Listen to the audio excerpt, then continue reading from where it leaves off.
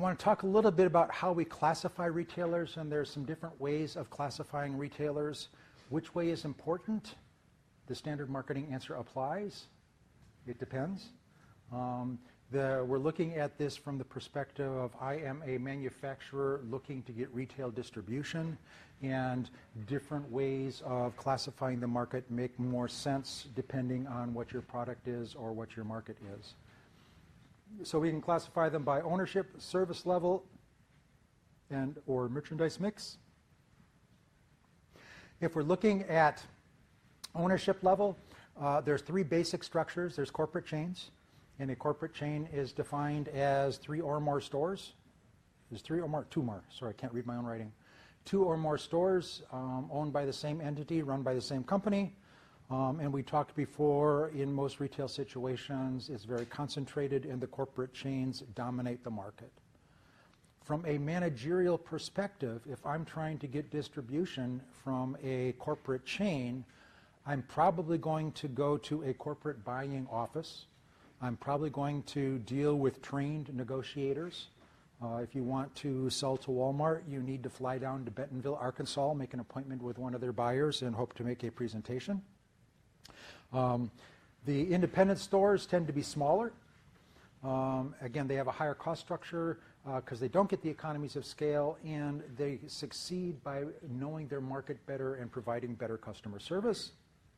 So if I'm trying to sell to a smaller independent retailer, most likely the decision maker is on site.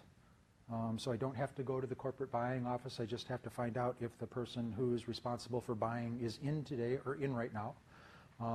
It's generally easier to get access.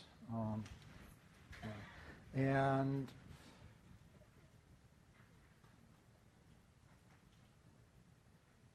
yeah, this model isn't true anymore. It used to be that because it's easier to get distribution in a smaller, it's easier to get distribution because I'm only talking like a $500 or $1,000 sale as opposed to a $500,000 or $1 million sale. It's easier to make that sale. And one of the ways to take that two-pronged approach historically was I can work with local retailers to establish a track record for my product, to show that it can sell, to show that the prices are right, to show that customers like it. And then once I've got that track record, I can take it as evidence when I talk to the corporate chains to say this product has potential. And what's happening is the internet has changed that, because with direct channels of distribution as a manufacturer, I can connect directly with customers through the internet. So another way today of getting proof of concept for your product or to get a track record for your product is to sell direct online, so you can get a sense as to what demand is for the product, what price points are appropriate for the product. And then when you do try to talk to a corporate chain, you've got some evidence as opposed to, I got a great product, you want to buy it? The other structure is a vertical marketing system. And a vertical marketing system is just simply groups of independent businesses that band together to achieve economies of scale so they can compete with the big guys.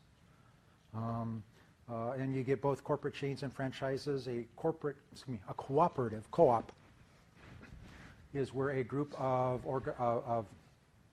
retailers band together voluntarily and develop their own retail system. For example, Ace Hardware is a retailer cooperative. They own their own distribution system. They own their own warehouses. So all of these small independent hardware stores got together and got some economies of scale by joining in their purchasing and distribution, and also were able to amortize their marketing costs over a number of stores because they created a brand identity that they can use in all of the franchise rather than each individual store developing its own brand identity.